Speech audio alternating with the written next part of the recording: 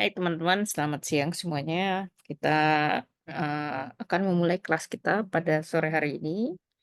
Kita percepat saja kelasnya biar kita eh, karena masih banyak bahan yang harus kita eh, selesaikan ya.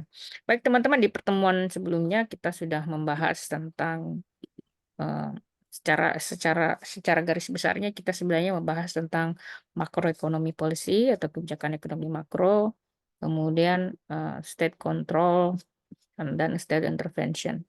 Jadi kita melihat kebijakan ekonomi makro itu seperti apa dan kontrol pemerintah itu seperti apa. Nah, teman-teman, sebelum saya memulai, saya ingin memastikan kepada teman semua untuk mohon mematikan mikrofonnya atau memastikan mikrofonnya untuk di-mute dan dimatikan selama proses kuliah ini agar tidak mengganggu kelas kita. Nah, teman-teman, di pertemuan sebelumnya tentu kita sudah belajar tentang pertumbuhan ekonomi, ya. Kita mempelajari tentang apa itu GDP. Kemudian kalau kita lihat sebagai recap awal bahwa GDP itu adalah nilai, jadi nilai ya, nilai barang dan jasa yang diproduksi dalam rentang waktu 1 tahun. Jadi kalau dalam bahasa definitifnya itu adalah the total monetary atau market value atau total nilai moneter, nilai pasar dari semua good and services, all finished good and services, jadi barang dan jasa yang sudah jadi dan diproduksi oleh suatu negara dalam kurun waktu tertentu. Nah, biasanya GDP itu dia mengukur tentang eh, total income, jadi total pendapatan dari setiap orang di satu negara. Nah, GDP juga itu mengukur tentang total expenditure. Jadi selain dia mengukur income atau pendapatan, dia juga mengukur expenditure. Saya kalau di kelas biasa sering menjelaskan bahwa kalau Anda belanja itu kan hasil pendapatan Anda. Tapi kalau Anda menjual berarti kan Anda mendapatkan pendapatan dari orang lain. Nah, jadi itu ada proses output ekonomi di situ. Nah, itulah kemudian yang diukur di dalam GDP. Jadi, for economy as a whole, income equal expenditure ya. Jadi, kalau dalam ekonomi itu sama saja, pendapatan itu sama dengan pengeluaran. Nah, sekarang teman-teman itu sebagai highlight apa yang sudah kita mention sebelumnya. Nah, sekarang berikutnya adalah di pertemuan sebelumnya juga, karena saya pengen merecall kembali, kita membahas tentang rumus pertumbuhan ekonomi, di mana kalau kita lihat GDP itu sama dengan atau GDP itu disamakan dengan eh, kita simbolkan dengan Y, sama dengan konsumsi, private consumption, investment, plus government spending, kemudian ekspor dikurangi impor. Nah, ada barang-barang yang tidak termasuk dalam GDP seperti misalnya intermediate goods, non-production transaction, dan non-market activity. Nah, penjelasan lebih lanjut mengenai GDP itu kita lihat seperti consumption, investment, government purchase, net export, dan sebagainya itu sudah kita bahas di uh, kelas. Termasuk juga kenapa misalnya kita membahas tentang apa sih yang menjadi masalah dalam pengukuran GDP itu.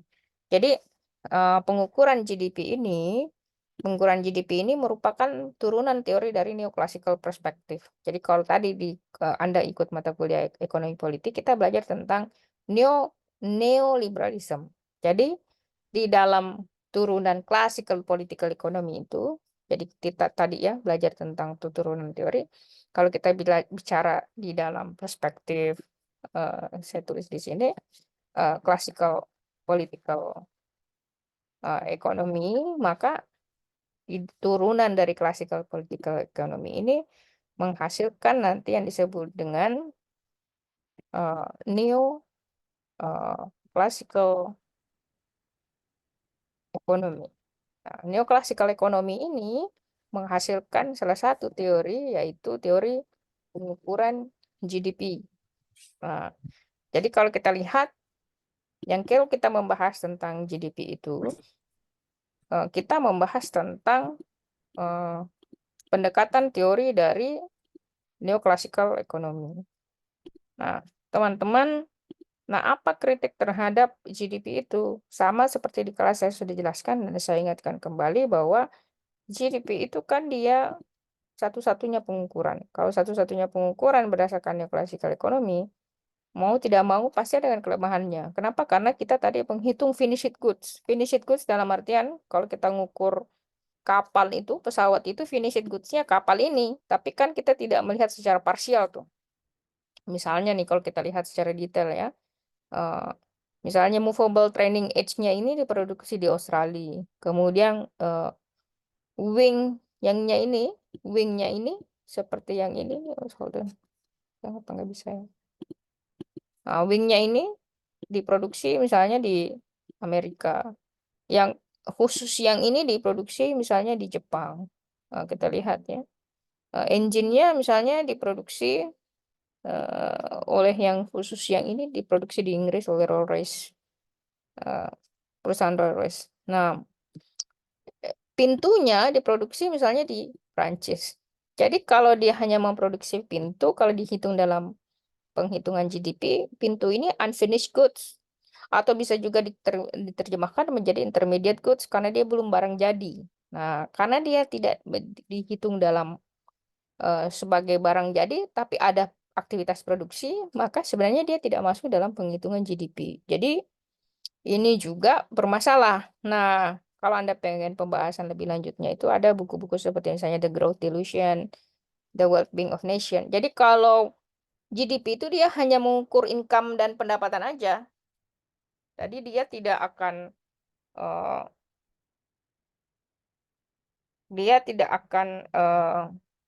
mengukur well-being-nya ya. Jadi kalau misalnya kita belajar tentang GDP, yang kita ukur itu hanyalah income dan spending-nya. Jadi dia tidak mengukur tentang well-being, kesejahteraan eh, baik itu secara psikologis oleh apa orang tersebut. Nah, termasuk juga kalau Anda baca bukunya Gross Domestic Problem, The Politics Behind the War, itu juga salah satu buku yang cukup bagus untuk merefleksikan kritik terhadap GDP. Nah, teman-teman, berikutnya adalah kita lihat ya. Jadi ada pendekatan seperti kritik yang jelas dikeluarkan oleh Simon Kuznets atau Arthur Cecil Pigou. Nah, jadi Kuznets ini dia admitted that early on the actual welfare of the nation can be more accurately reflected by GDP index. Jadi Kuznets ini menganggap bahwa kesejahteraan suatu negara itu secara akurat tidak bisa direfleksikan mengenai GDP. Jadi misalnya Anda boleh membeli barang, membeli telur, tapi belum tentu kan Anda sejahtera ya. Jadi yang dilihat itu secara kuantitatif, pendalamannya, kesejahteraannya, kebahagiaannya itu tidak diukur dalam GDP. Kemudian Arthur Pigou itu melihat bahwa GDP itu sebenarnya bukan indeks yang tepat gitu untuk mengukur kesejahteraan seseorang. Jadi pendapatannya Simon ini dengan pendapatannya Arthur Pigou agak mirip. Jadi mereka ini pendapat bahwa GDP itu boleh menjadi satu ukuran, tapi tidak menjadi ukuran satu-satunya yang kemudian menjadi benchmark untuk menentukan negara itu sejahtera karena GDP-nya besar ataupun GDP-nya gede. Jadi scholars have argued that GDP is a specialist tool. Jadi para scholar ini sepakat bahwa GDP ini adalah pengukuran yang spesialis ya, terkhusus, which is inappropriate, tidak pantas for comprehensive evaluation, untuk pengevaluasi yang komprehensif. Jadi boleh dijadikan rujukan, tapi tidak dijadikan sebagai rujukan satu-satunya dan tidak sempurna. Jadi dia tidak menjadi inappropriate for comprehensive evaluation, tidak menjadi tools yang dijadikan sebagai evaluasi yang komprehensif untuk melihat socio-economic variables seperti misalnya well-being and welfare. Jadi dia tidak bisa mengukur secara keseluruhan well-being dan welfare-nya. Kalau kita bicara welfare itu kita bicara ekonomi, tapi kalau kita bicara well-being itu kita berbicara tentang apakah dia bahagia, apakah dia sejahtera secara psikologis dan sebagainya. Nah, kemudian Nah, itulah kritik-kritik terhadap GDP, teman-teman. Kemudian kita lihat berikutnya. Nah, GDP ini dia dibagi menjadi dua, teman-teman. Ada yang disebut dengan eh, nominal GDP, kemudian ada yang disebut dengan real GDP. Jadi teman-teman harus memahami bahwa kalau kita bicara tentang GDP itu kita ada bicara tentang nominal, kita bicara tentang real GDP. Nah, kita lihat secara definitifnya. Jadi nominal GDP ini adalah assessment of economic production, jadi asesmen terhadap produksi ekonomi that includes, ya. Jadi dia menyertakan, kalau kita bicara tentang nominal GDP, kita bicara tentang nilai sekarang atau harga sekarang, current price. Jadi nominal GDP itu adalah current price, harga sekarang dalam kalkulasinya. Misalnya harga sekarang beras berapa, jadi itu yang dihitung. In other words, atau dalam kata lain, it doesn't strip out inflation. Jadi dia tidak eh, memasukkan inflasi or phasing phase of rising price which can inflate the growth figure. Jadi dia tidak memasukkan tuh aspek inflasi di situ. Nah, kalau kita bicara tentang real GDP, jadi nominal GDP itu dia kalau nominal GDP Anda yang harus Anda pahami itu sebenarnya sederhana sekali ya. Kalau kita bicara tentang nominal GDP, kita bicara tentang harga sekarang, kemudian inflasi itu tidak ikut. Nah, sementara kalau kita bicara tentang real GDP, itu berarti inflation adjusted measure. Jadi sudah dimasukkan inflasi di situ. That reflects the quantity of goods and service produced by economy in given year. Jadi kita lihat inflasinya sudah dimasukkan dalam produksi suatu barang dan jasa, final goods ya. Which prices held constant dari tahun ke tahun. Jadi harga yang dilihat itu, kalau di sini kita lihat dari nominal GDP kita lihat adalah current prices. Nah, kalau kita di real GDP yang kita lihat itu adalah harga konstan dari harga yang tidak berubah dari tahun ke tahun. Nah, jadi harga ini separate of the impact of inflation deflation from trend output of the year time. Jadi since GDP is based on monetary value of goods and services subject to inflation. Jadi kalau misalnya sederhananya kita pahami nominal GDP itu dia harga sekarang kemudian inflasi belum masuk. Kalau real GDP harga konstan inflasi sudah masuk. Sederhana itu. Ya kalau kita pengen memahami penjelasan secara sederhananya. Nah, teman-teman, kan pertanyaannya adalah kalau kita pengen meningkatkan GDP, tentu saja kita sebenarnya kuncinya ada dua. Sudah saya jelaskan di kelas bahwa kalau kita bicara tentang GDP, kita bicara tentang productivity. Sebenarnya peningkatan productivity itu kalau kita pengen rentang pertumbuhan ekonomi kita di atas 7%, setidaknya investasi kemudian ekspor itu harus ditingkatkan dari angka tersebut. Nah, ada 3 pilar productivity growth, seperti misalnya modal, capital ya. Nah, capital ini tujuannya untuk meningkatkan quantity of production atau jumlah kuantitas produksi. Sementara kalau kita bicara tentang teknologi, kita bicara tentang time and efficiency. Kalau kita bicara tentang labor quality, tentu kita belajar tentang kualitas tenaga kerja ya. Kita belajar tentang kalau kualitas tenaga kerjanya bagus, tentu akan berdampak pada quality, innovation, and price production. Jadi kualitas, inovasi, dan tentu saja produksi yang lebih cepat. Nah, berikutnya, nah ini akan kita bahas agak lebih detail, teman-teman. Kita melihat bahwa ada beberapa hal yang harus kita pahami bahwa kalau kita berbicara tentang pertumbuhan ekonomi dan bagaimana cara kita meningkatkan pertumbuhan ekonomi, ada beberapa hal yang harus kita cermati bersama. Yang pertama adalah terlihat di angka di penjelasan di bagian ini. Kita bicara tentang sebenarnya pertama adalah kapital atau modal. Modal itu bisa tanah, bisa finance, bisa sumber daya manusia, bisa teknologi, dan bisa banyak hal. Nah, a nation's capital, jadi kalau kita bicara tentang modal suatu negara, is available supply of plant, equipment, software. It is the result past decision to make investment in this item. Jadi capital ini, nation's capital ini dia modelnya tuh bisa beragam. Bisa dia sumber daya manusia, bisa dia modelnya sumber daya fisik, dan sebagainya. Tetapi kapital ini akan sangat menentukan bagaimana suatu negara itu terrefleksi dari peningkatan investasinya. Jadi kita bicara tentang national capital, kita bicara tentang investasi. Nah, kalau investasi itu adalah the flow of resources into production of new capital. Jadi investasi itu sebenarnya adalah flow resources atau masuknya sumber daya terhadap produksi of new capital. Jadi those is the flow of resources, sumber daya untuk produksi of new capital. Nah, kemudian apa saja investasi itu? Investasi itu tidak hanya kayak uang ya bentuknya ya, bisa labor, ya bisa dia bentuknya non fisik. Nah, segala bentuk input yang kemudian dilakukan untuk misalnya produksi, konstruksi, dan sebagainya itu masuk pada investasi. Nah, kemudian pembentukan modal. Pembentukan modal itu sama dengan investasi, tetapi lebih kepada building up the capital stock. Jadi bagaimana kalau kita bicara national capital, kita bicara tentang modal negara secara keseluruhan. Kemudian kalau kita bicara dalam pertumbuhan ekonomi itu, kita bicara 3 hal ya. Pertama adalah modal negara, national capital. Kemudian yang kedua investasi. Ketiga adalah bagaimana pembentukan modal tersebut secara keseluruhan. Nah, teman-teman, pertama adalah kalau kita pengen pertumbuhan ekonomi kita bagus, nah kita harus ada kebijakan yang disebut dengan growth policy atau kebijakan pertumbuhan. Nah, apa inti dari kebijakan pertumbuhan tersebut? Pertama adalah encouraging capital formation. Bagaimana kita mendorong terjadinya pembentukan modal. Nah, bagaimana terjadinya pembentukan modal tersebut? Salah satu kuncinya sebenarnya adalah kalau kita lihat ada nominal, ada real interest rate.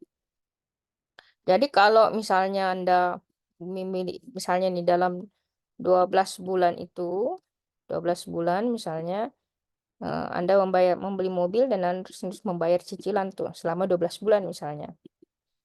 Nah, ada suku bunga yang misalnya kebijakannya di sini 2%, 2%, 2% misalnya, atau dirubah tiba-tiba misal bulan ketiga menjadi 4%, kemudian dirubah lagi 7 atau misalnya dan sebagainya ya. Nah, kenapa ini akan berpengaruh terhadap usaha? Nah, kita bicara tentang real interest rate. Coba kembali tadi kepada penjelasan saya sebelumnya antara real GDP dengan eh, apa namanya nominal GDP. Kalau kita bicara tentang nominal GDP, kita berbicara tentang current prices. Jadi harga sekarang. Jadi kalau kita berbicara tentang nominal interest, kita berbicara tentang suku bunga sekarang. Jadi suku bunga sekarang misalnya dia 9%. Nah, 9% itu suku bunga sekarang itu harus dilihat dari real interest rate. Jadi suku bunga aslinya itu berapa? Ya. Nominal interestnya nih realnya sekarang, tapi kalau kita lihat secara setahun nih dijumlahkan berapa? Nah, inilah hasilnya dari real interest rate itu. Nah, itu kemudian ditambahkan dengan inflasi.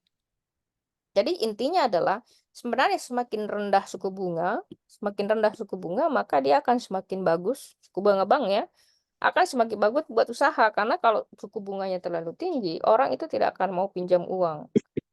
Kalau dia tidak mau pinjam uang, dia akan tentu susah untuk melakukan usaha. Sehingga kalau usahanya tidak ada, dia tidak bisa menciptakan lapangan kerja.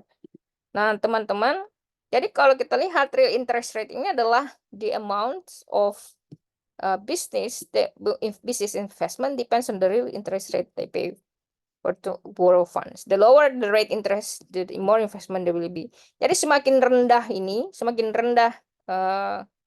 interest rate-nya, semakin rendah ini akan semakin tinggi investasi.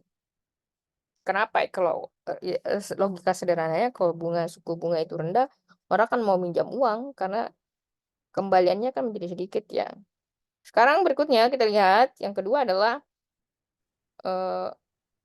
tax provision. Sorry. Kita lihat berikutnya adalah tax provision atau perpajakannya. Nah, kita lihat. Nah, perpajakan ini salah satunya adalah the tax law give the government several ways to influence business spending on investment good, but influence is far from total control. Jadi kalau capital ini, pajak ini tentu dia akan.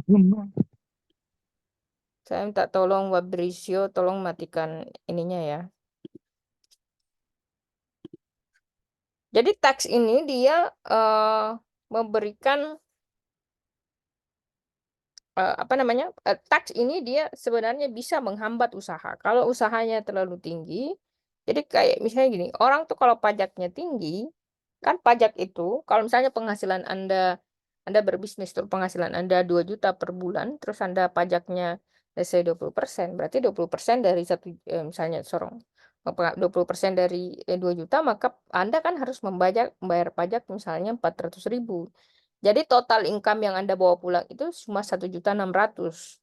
Nah, kalau misalnya pajaknya rendah, let's say pajaknya cuma 1%, ya, berarti kan Anda bisa membawa pulang ke rumah itu sekitar 1 juta, let's say ya, 990.000. Anda bisa bawa pulang. Jadi nggak 400.000-nya nggak bawa pulang. Itu akan membuat orang tuh pelaku usaha itu senang karena dia pajaknya kecil. Nah, ini yang harus kita lihat nih. Jadi, peraturan pajak itu juga akan sangat berpengaruh terhadap bagaimana pembentukan modal. Jadi, semakin rendah pajaknya, orang yang berbisnis itu kan pajak, kalau dia bayar pajak tidak terlalu tinggi, kan dia bisa, hasilnya itu dia bisa putar lagi tuh, hasil usahanya. Jadi, dia bisa terjadi pembentukan modal di sana. Nah, berikutnya teman-teman, eh, adalah technical change, ada perubahan secara teknologi ya. Jadi di dalam sistem kapitalis itu kayak pengusaha dan sebagainya itu dia harus bisa beradaptasi tentang perubahan teknologi atau investasi terhadap teknologi ya. Kayak misalnya dia membangun pabrik baru, penyimpanan baru, kantor baru, membeli pekerja apa namanya equipment baru. Jadi investasi terhadap teknologi ini tentu dia akan menyebabkan kegiatan bisnis itu berjalan jauh lebih cepat dan dia tentu akan membuat orang tuh mau berinvestasi lebih banyak. Saya berikan contoh kayak misalnya kita internet connection kita ya. Internet connection di Indonesia itu relatif sangat lambat, lemot dia.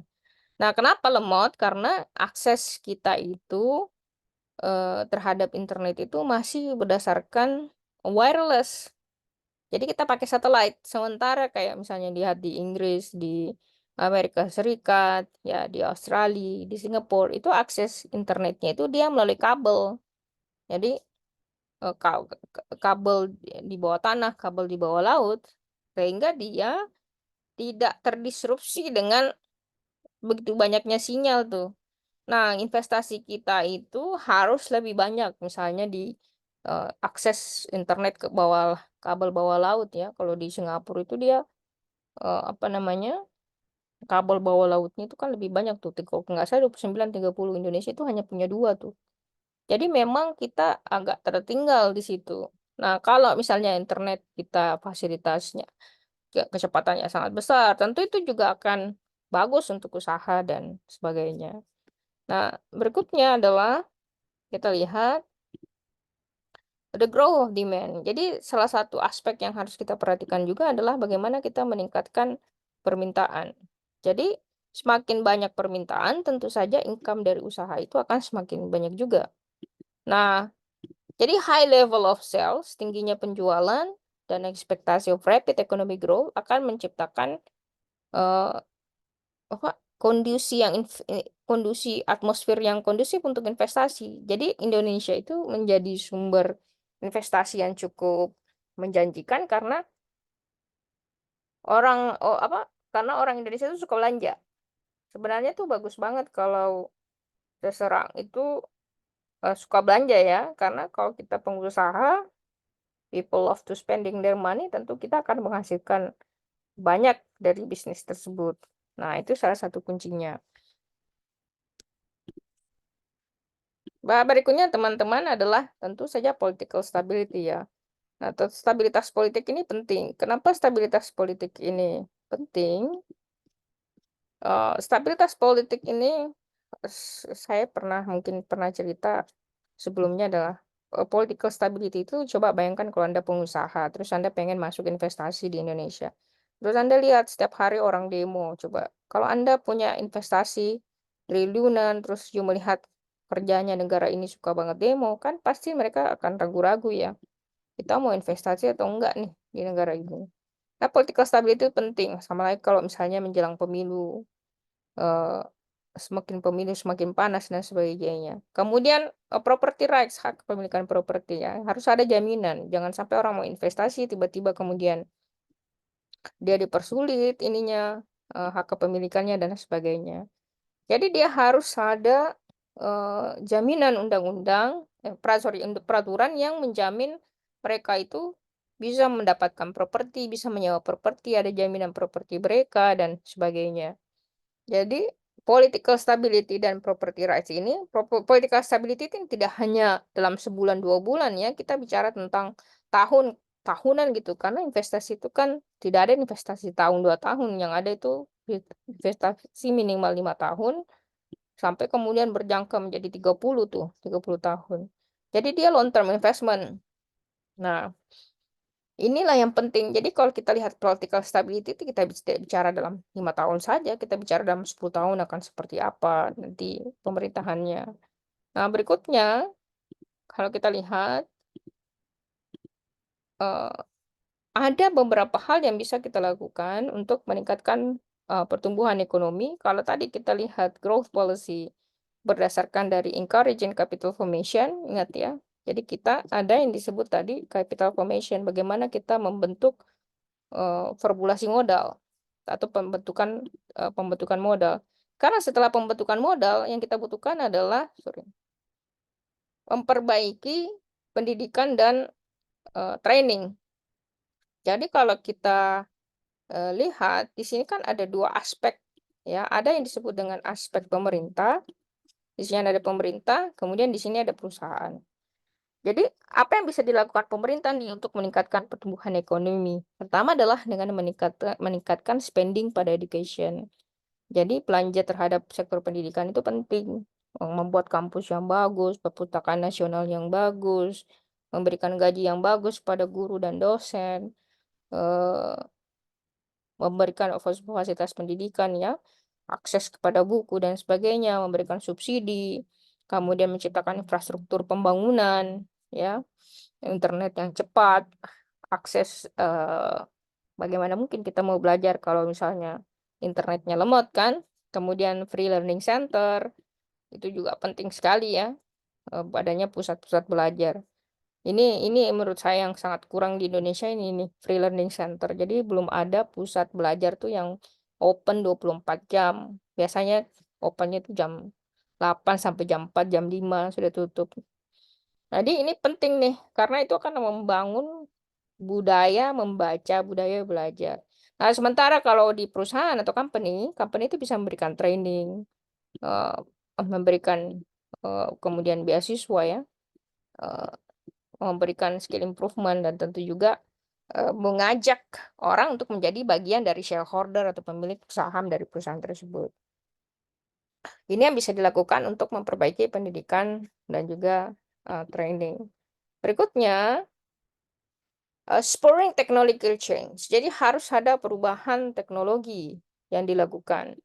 Nah, apa saja perubahan teknologi itu? Bagaimana kita, eee, bisa ya beradaptasi terhadap perubahan teknologi dan meningkatkan adopsi teknologi? Tentu saja adalah dengan banyaknya pendidikan, more education. Jadi, high level education, pendidikan tingkat tinggi terutama misalnya dalam sektor, eee, scientific ya, science, engineering, kemudian managerial education, itu akan sangat berpengaruh terhadap advancement of teknologi, perkembangan teknologi ya. Kemudian more capital formation, jadi banyaknya pertumbuhan modal, kayak high rate of investment, tingginya investasi akan berkontribusi terhadap, progres teknologi. Jadi kayak kita misalnya punya GoTo, punya Gojek ya, kita lihat investasi dari luar masuk, tentu saja kita merubah pola hidup kita. Dulu yang kita pakai naik Gojek, apa Gojek, liar itu, tukang ojek ya, sekarang udah bisa pakai aplikasi dan sebagainya. Kemudian, research dan development. Jadi harus ada, eee, riset dan pembangunan. Jadi there is more direct ways to support innovation, devote more society resource to research development. Jadi harus ada riset dan development. Jadi kalau banyak lembaga riset, pemerintah spending a lot of on research, jadi ini akan bagus terhadap adaptasi perubahan dan tentu untuk mempercepat transisi kita ke dalam adopsi teknologi. Itu adalah hal-hal yang penting untuk kita cermati bersama. Nah, sekarang kita lihat di Amerika Serikat itu yang merupakan salah satu contoh ya.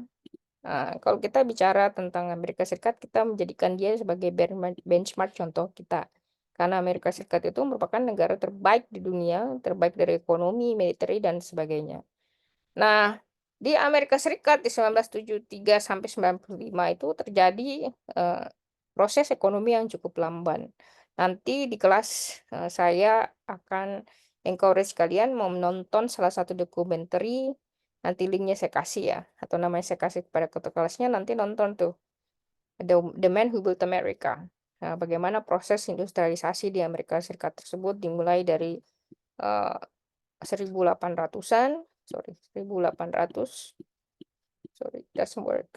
1800 kemudian sampai 1800-an. Nah, di 1973 sampai 1995 itu terjadi penurunan ekonomi di Amerika Serikat, termasuk investasi yang melambat, harga energi yang tinggi, kemudian skill tenaga kerja yang tidak pantas, kemudian tidak sesuai, dan perubahan teknologi yang rendah. Di 73-95 ini. Jadi ada fase slowdown-nya, productivity slowdown.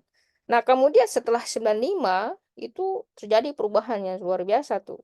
Pemerintah pemerintah Amerika Serikat melakukan kebijakan yang luar biasa. Dan di sini 1995 ke atas inilah terjadi perubahan momentum luar biasa dengan ditemukannya tuh internet. Nah, perubahan dengan adanya penemuan internet ini itu menyebabkan tuh teknologi informasi di Amerika Serikat itu berkembang sangat pesat.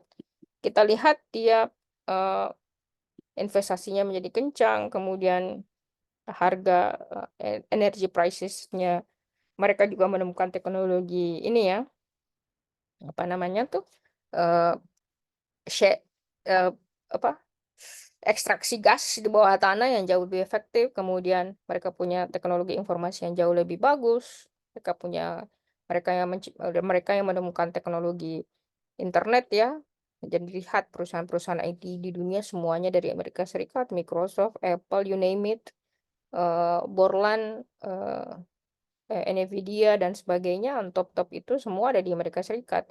Mereka menjadi benchmark dari cepatnya productivity speed karena teknologi. Nah, sekarang kita lihat, jadi karena mereka punya capital growth yang bagus, pendidikan yang bagus, kemudian capital formation ya, dan tentu juga adopsi terhadap teknologi, dia menjadikannya menjadi the best. Kita lihat progresnya. Nah, sementara kalau kita bicara tentang negara berkembang, kita masih sibuk memperhatikan masalah-masalah tentang geografi, ada masalah banjir, ada yang sakit-sakitan, pemerintahan yang korup, dan sebagainya. Jadi memang ada kontras yang sangat luar biasa sekali mengenai dua negara ini. Nah, catat ini terakhir ya untuk hari ini. Jadi teman-teman, kalau kita belajar tentang ekonomi makro dalam pengambilan kebijakan, kita akan selalu berhubungkan dengan dua hal. Pertama adalah bagaimana kita menumbuhkan pertumbuhan ekonomi atau growth policy. Jadi kita, pemerintah itu harus bisa meyakinkan bagaimana pertumbuhan ekonomi itu tetap tinggi dalam jangka waktu yang panjang atau dalam long run growth gitu. Jadi harus tuh pertumbuhan ekonomi itu harus tinggi dalam jangka waktu yang lama. Kemudian setelah dia tinggi terus-menerus, dia harus stabil pertumbuhan ini. Supaya pembangunan itu bisa terus berjalan. Jadi yang setelah kita bicara tentang growth policy, kita bicara tentang stabilization policy atau kebijakan untuk menstabilisasikan pertumbuhan ya. Jadi keeping actual GDP reasonably close to potential GDP. Jadi actual GDP ini itu harus selaras dengan potensial GDP. Jadi harus ada selalu usaha bagaimana pemerintah itu menaikkan GDP di tahun-tahun selanjutnya ya. Jadi pemerintah itu akan selalu dihadapi dalam dua permasalahan, either dia high employment or high inflation. Jadi ini yang harus dilihat nih, stabilization policy itu selalu berhubungan dengan actual GDP, potensial GDP. Jadi kita lihat actual GDP, potensial GDP serta uh, pengangguran yang tinggi, kemudian inflasi yang tinggi. Mungkin nanti penjelasan secara detailnya akan saya jelaskan di kelas karena ini emang agak cukup ribet untuk memahami secara sederhana ya. Nah, ada beberapa kebijakan yang bisa diambil untuk menciptakan sustainable atau pertumbuhan yang berkelanjutan seperti misalnya kebijakan teknologi, pembangunan sumber daya manusia, reducing red tape atau apa namanya ya, perilaku-perilaku buruk dalam apa namanya government-nya seperti misalnya korupsi dan sebagainya, bribing dan sebagainya, kemudian memberikan insentif, eee, reformasi taksnya jangan terlalu banyak, terlalu tinggi, kemudian meningkatkan competitiveness dan sustainability, penciptaan pasar baru, dan tentu saja pembangunan infrastruktur itu akan semua berhubungan dengan peningkatan, growth policy, juga peningkatan stabilization policy juga akan ujungnya berakhir pada, sustainable growth. Nah, kebijakan-kebijakan yang mendukung pada sustainability, ya, promote stability. Jadi kalau kita lihat ya stabilization, policy itu akan selalu berhubungan dengan fiscal stabilizer. Jadi pendapatan pemerintah pada pajak itu harus bisa stabil tuh, bahkan meningkat. Kalau tidak kan pemerintah tidak bisa membuat program kalau pajaknya itu kurang ya. Kemudian floating exchange rate. Ya biarkan mekanisme pasar yang menentukan harga nilai tukar mata uang ya. Kemudian flexible labor market. Jadi pasar tenaga kerja itu jangan terlalu rigid, dan monetary policy ya. Kalau kita bicara tentang kebijakan moneter, suku bunga dan sebagainya, suku bunga sebaiknya rendah tapi juga uh, tidak terlalu rendah supaya inflasinya tidak tinggi. Kemudian juga jangan terlalu tinggi supaya orang bisa berbisnis. Jadi ini yang mungkin uh, akan menjadi hal yang sangat penting untuk kita pahami bersama karena ini berhubungan dengan kalau kita bicara tentang GDP, bagaimana suatu negara itu jauh lebih bagus daripada kita memang karena letak kebijakannya itu ada perubahannya di skala ini nih, di bagian ini. Di policy to promote sustainable growth dan policy promote stability itu yang mungkin akan cukup berbeda dalam pelaksanaannya. Baik teman-teman, sampai di sini apakah ada pertanyaan? Silahkan jika ada yang ingin ditanyakan. Jika tidak ada, teman-teman, kelas ini saya cukupkan sampai di sini. Selamat menikmati hari liburnya. Sampai ketemu pada pertemuan berikutnya. Selamat sore dan bye everyone. Thank you, Miss. Thank you, Miss. Thank you, Miss.